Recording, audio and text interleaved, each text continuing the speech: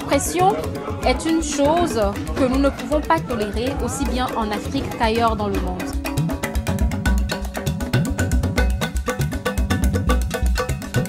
Il faudrait que nous ayons des états de droit en Afrique.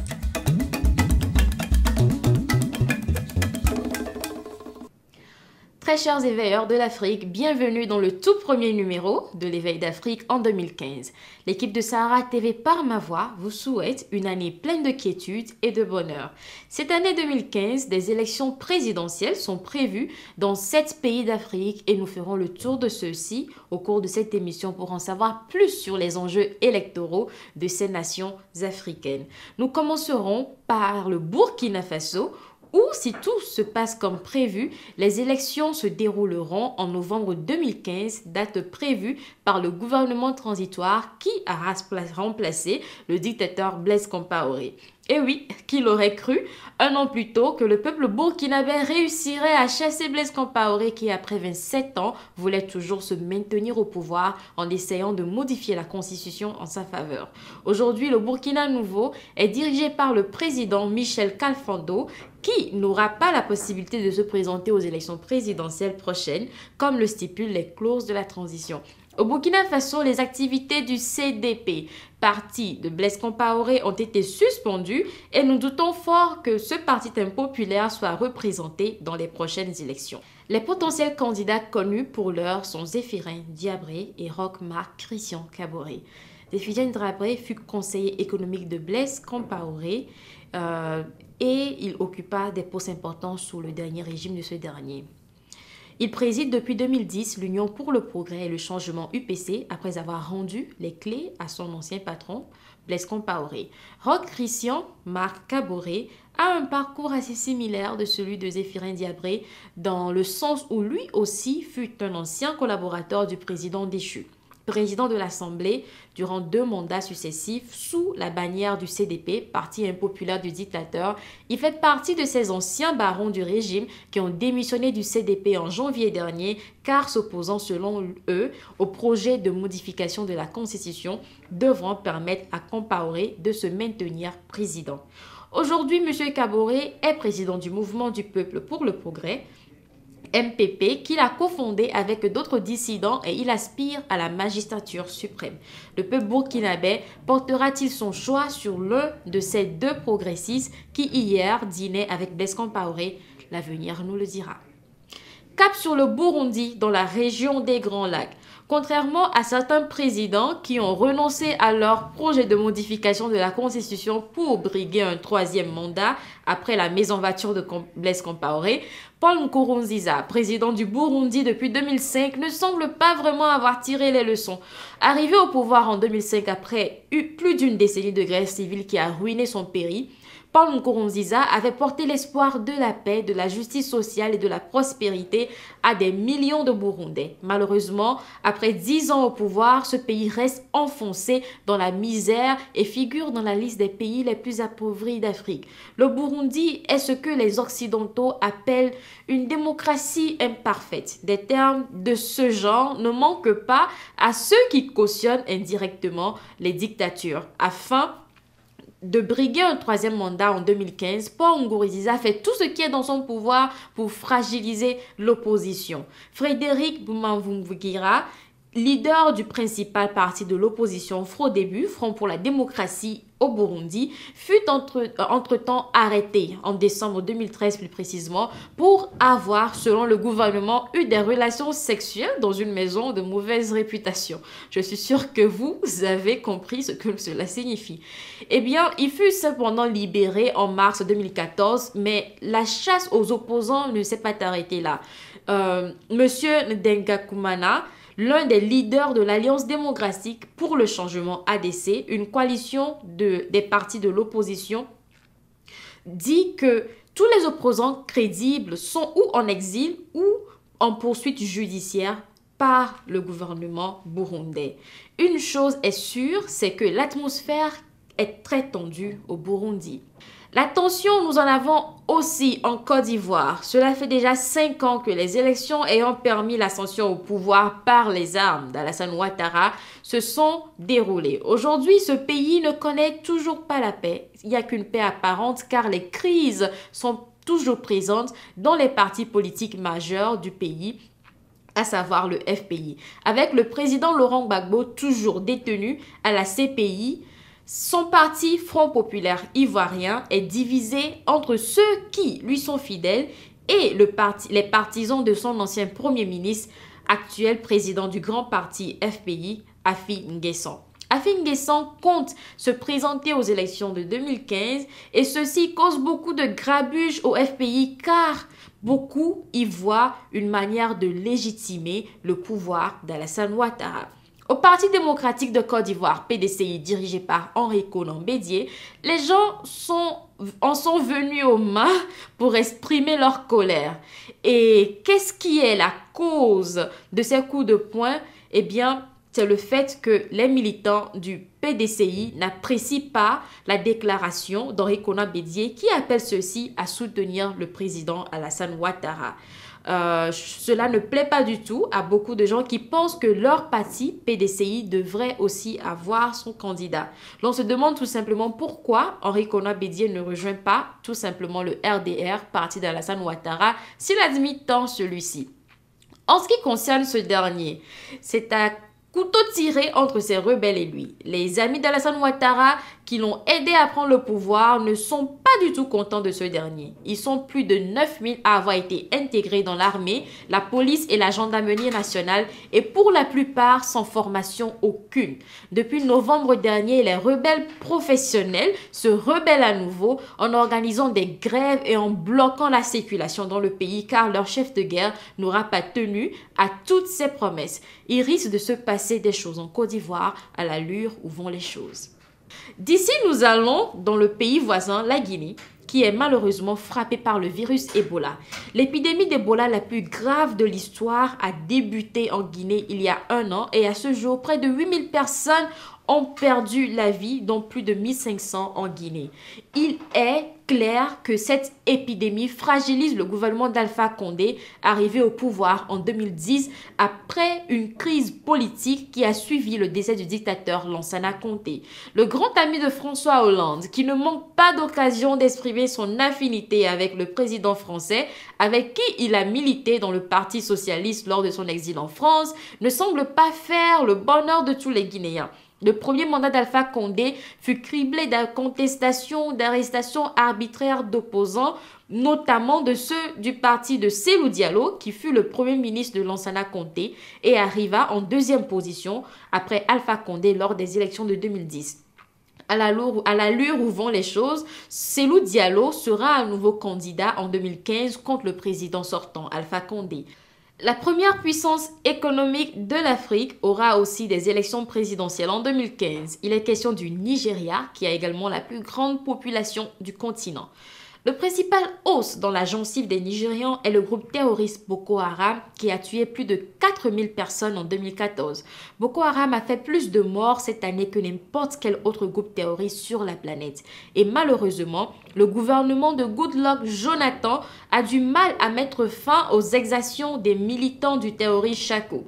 En avril dernier, alors que le président Jonathan offrait un luxueux mariage à sa fille, plus de 200 filles ont été enlevées par Boko Haram et à ce jour, le gouvernement ayant l'une des plus grandes armées du continent ne les a toujours pas retrouvées. Quand ce n'est pas l'épouse de Jonathan qui pleure, eh bien, pour dénoncer un complot contre son mari, comme vous pouvez le voir dans la vidéo qui suit, c'est l'opposition qui affirme que le régime se sert du groupe terroriste pour fragiliser le nord du pays qui subit le plus les frasques de Boko Haram. Continue. No problem. God will see us. There is God. There is God in everything we are doing. Those bloods that are sharing in Bronu will answer. What of 2 teachers, WAEC, 2 teachers, what of 2 teachers that can tell us that they conducted that exam? Do you come with any? Principal? No too. You only you waka come. Okay. Now the first lady is calling you, come, I want to help you. Come to find your child, your missing child.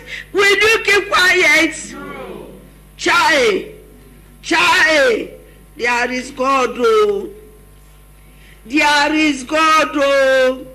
The blood we are sharing, there is God, oh. There is God, oh. There is God, oh. There is God, oh. There is God, oh.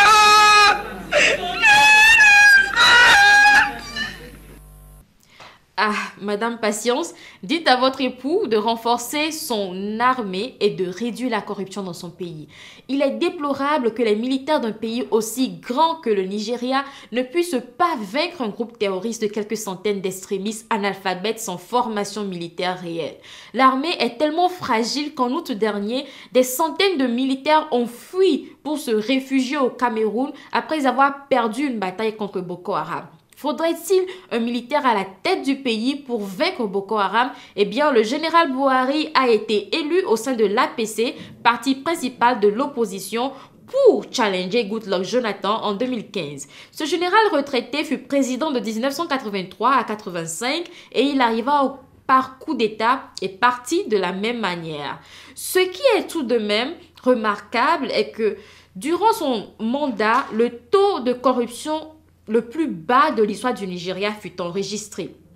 C'était également le général Buhari qui a instauré une bataille ardue contre la corruption et ce qu'il appelait l'indiscipline. Quand Buhari était au pouvoir, il fallait se mettre en rang avant de prendre le transport public au Nigeria où on se faisait amender par la police. Les fonctionnaires qui arrivaient en retard au service étaient humiliés publiquement. Les responsables des différentes organisations publiques qui détournaient les fonds étaient poursuivis.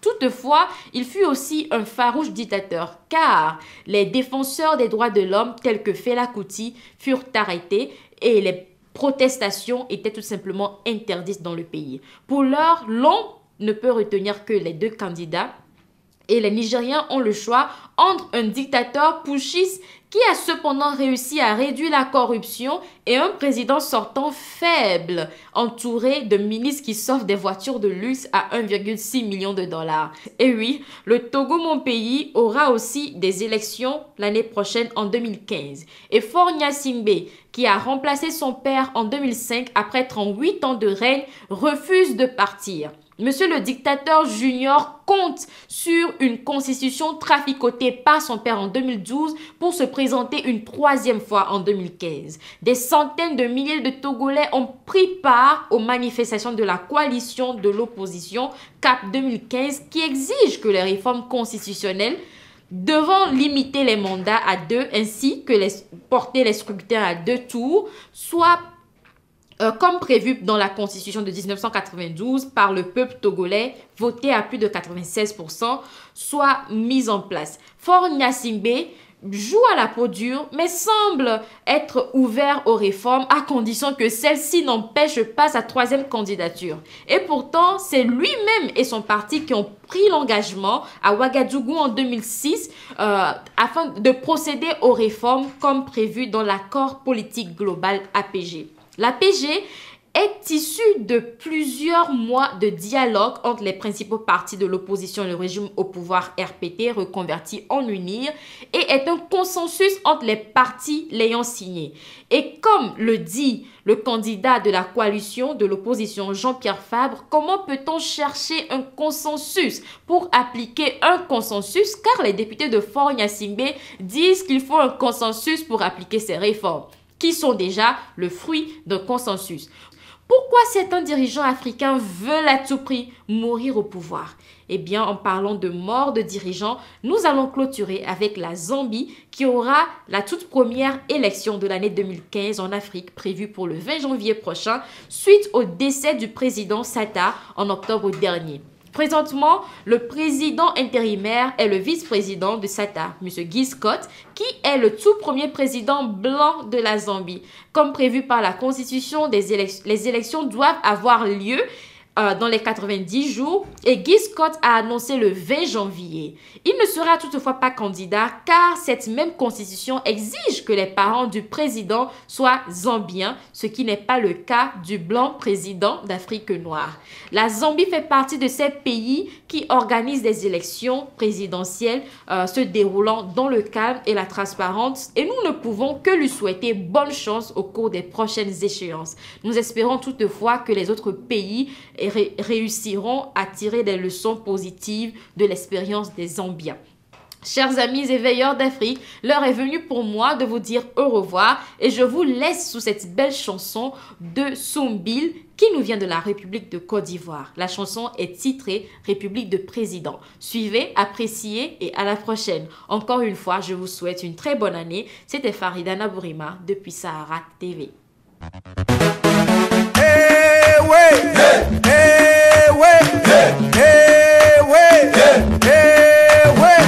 Sarkuba Kuba, Sarkuba Kuba,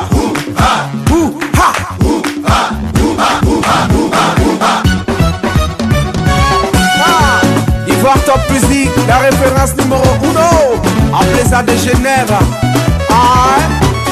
Notre histoire s'écrit dans le sang et dans la violence. Dans un monde tourné vers l'action, donnons-nous un temps de réflexion avant d'agir, mes présidents.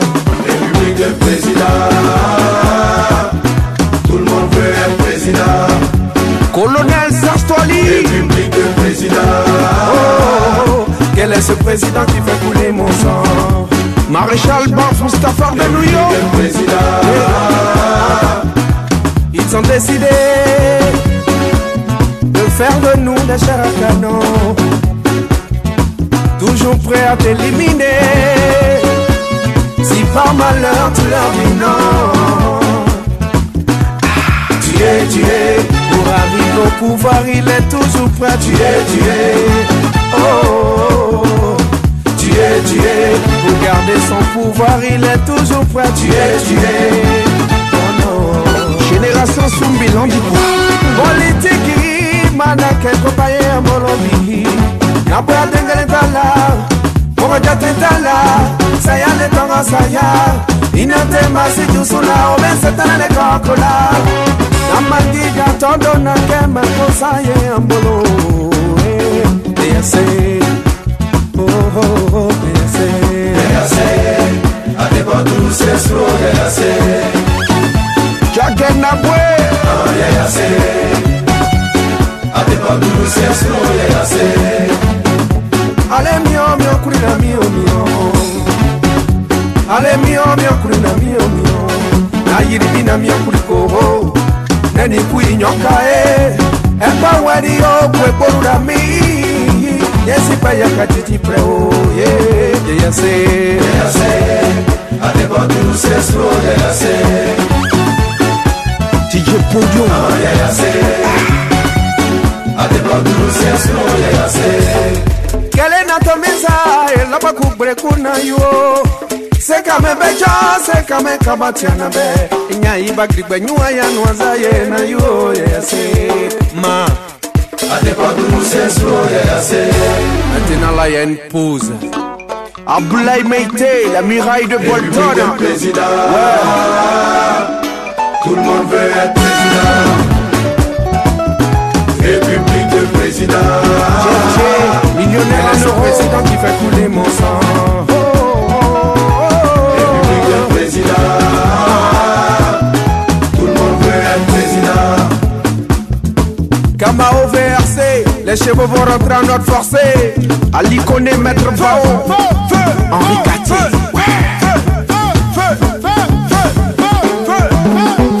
La main qui reçoit est toujours en bas, c'est vrai. Mais c'est ma pauvreté qui donne un sens à la richesse. Alors respectez nos putains de vie que vous avez rendu misérables, mes présidents. Dans les chamans, ni béboni, qu'on est massina sirae. Masuba kele ni bekeni, qu'on est massina sirae. Atamande ni besarakani, qu'on est massina sirae. Masuba kele ni bekeni, qu'on est massina sirae. Serge Maouzan, Bob Génération. Bombale duna peche ku nyabra nyokona dumio ye. Nyana tomiza, tuya nimo.